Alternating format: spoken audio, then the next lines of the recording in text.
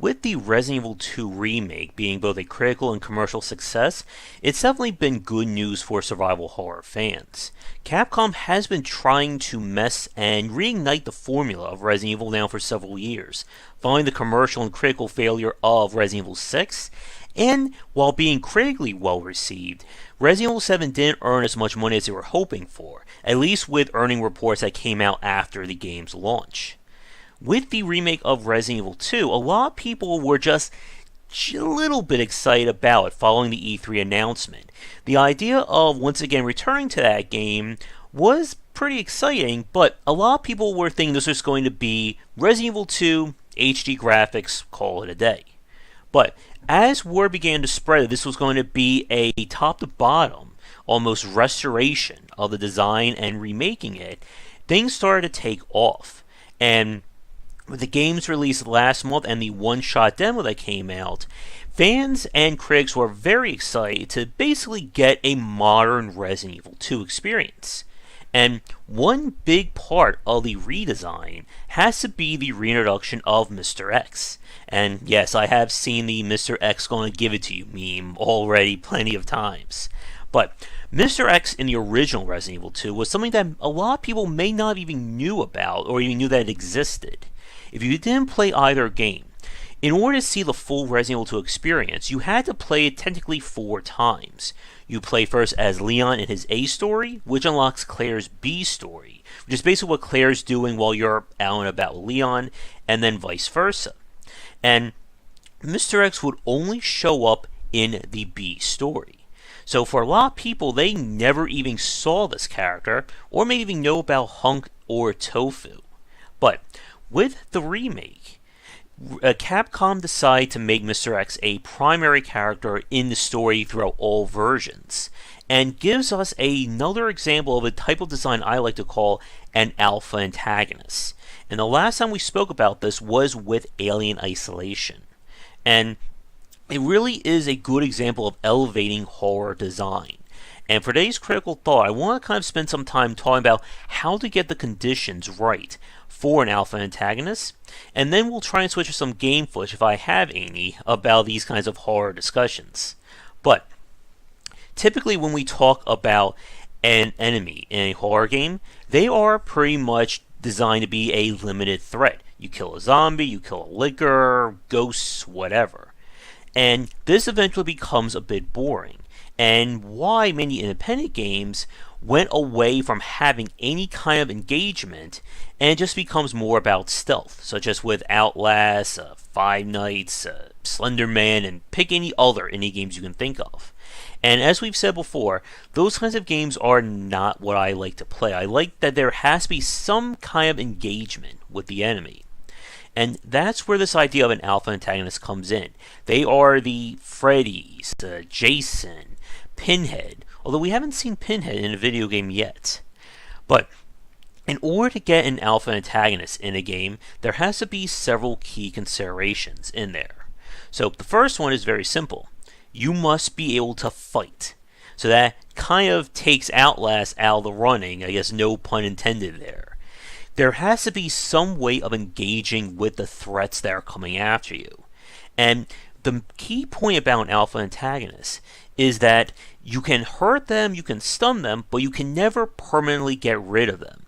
With the alien in Alien Isolation, once you get the flamethrower, you can kind of scare them off, but it will come back eventually. And then with Mr.X, you can do enough damage to knock him down or get him down to one knee, but then he's just going to get right back up in like a minute or so. But again, the point is that there should be a way to deal with the enemy, even if it is just for a short period of time, and that will always require some kind of combat. Now, the other condition, where things get a little bit harder to do, is that the alpha antagonist must always be a clear and present threat. This is where things get a lot harder for a lot of survival horror developers who've tried to do this in the past.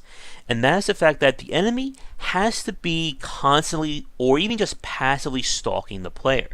The point isn't that the enemy just shows up for a specific encounter or a named event, but they should be constantly out there and should be constantly be worried about by the player.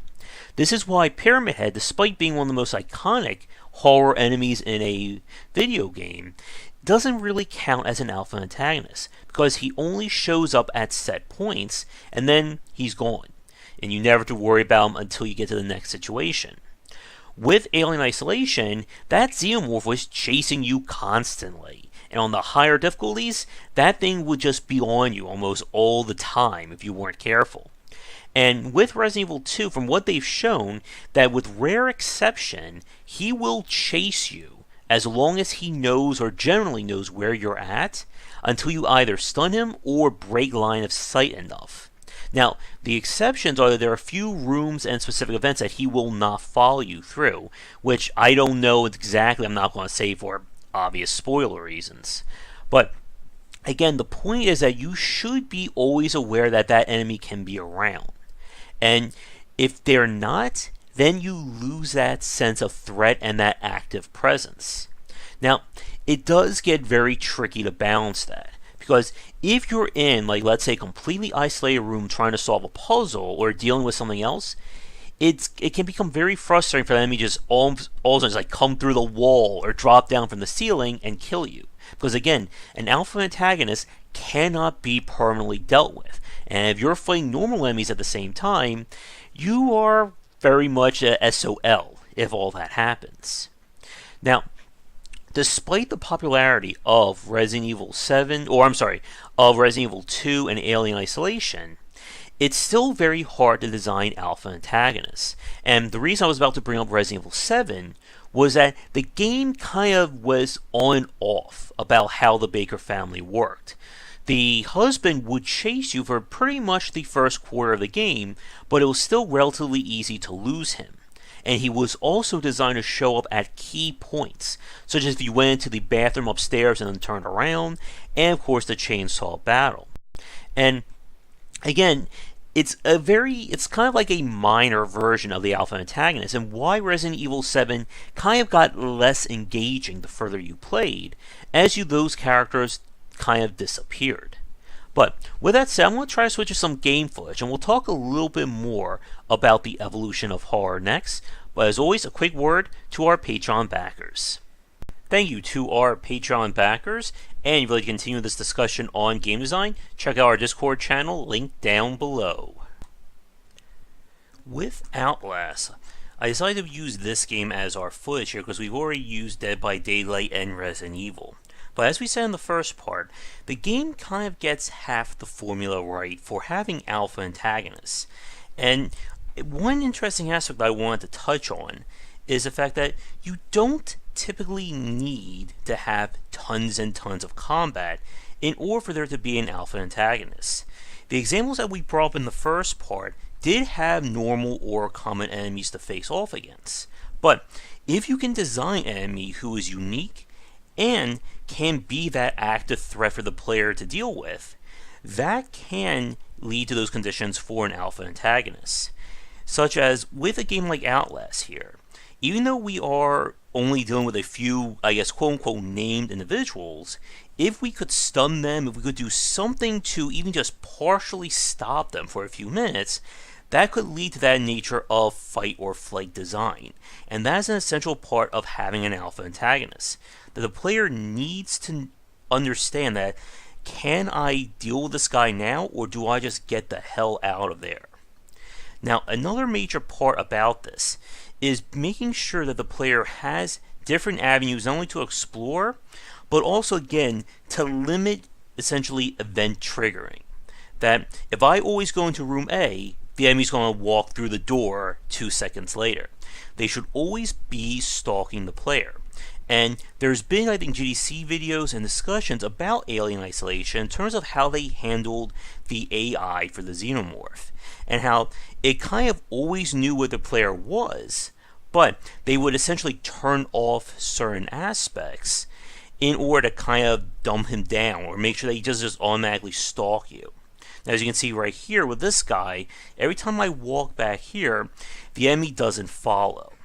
And again, that's due to the limitations of this event being very scripted. That the enemy will only show up for this one block. Once I hit everything that I need and then move forward, then we're done essentially until the guy decides to show up again in a later section. And that's pretty much how a lot of these indie horror games have developed their design. That you have these set piece encounters, then there's a dial down period, then you get back to it and rinse and repeat. But for the alpha antagonists, they have to always be that threat. And again, you must always have some way, again, you're not permanently defeating them, but just some way of getting around them and stopping them for a short period. And this is where, importantly, that resource management can come into play. That if my knife or crowbar or whatever only has a few more hits left before it runs out, do I really want to waste it when an enemy's just patrolling? Or do I want to save it for if he's coming after me and I'm in an area where I can't necessarily leave, or I don't want to leave because I'm looking for resources or trying to solve a puzzle? And there's still plenty more things you can do, especially in terms of giving the enemy special abilities or unique elements that are associated to it. Again, the Xenomorph could attack you from vents, it could stalk you. Even if you try to go into a safe area, it would come after you, as people who were killed saving the game would know. But to begin to wrap things up, I think that the alpha antagonists from Resident Evil 2, Alien Isolation, and so on are really great ways of adding terror. And again, if you want to get it right, they must always be a present threat, and there must be some way to deal with them. Another example of a game that tried to do this was Fatal Frame, and having these sections where you'd be chased by like the key ghosts. But the problem with it was that once that ghost was basically on you, it would be an instant kill. And again, the ghost would only show up for set encounters. And that kind of, again, limits the terror. But for those of you watching this, what do you think about an alpha antagonist? And can it be, I guess, can you take things further than what I've suggested? Let me know in the comments below, and if you'd like such a topic for me to look at in the future, don't hesitate to get in touch. But check back for daily discussions on game design here, and on game wisdom, where we examine the art and science of games. Until next time, have a great night. If you're looking for another book about game design, be sure to check out my first title, 20 Essential Games to Study, out now. Thanks for watching the video. If you enjoyed things, be sure to do all the liking and subscribing that the kids are doing these days. Check out our Discord channel linked down below where we hang out and chat game design, and come back later tonight for our regular streamings. But that's it, and tune in for more great content here and on Game Wisdom, where we examine the art and science of games.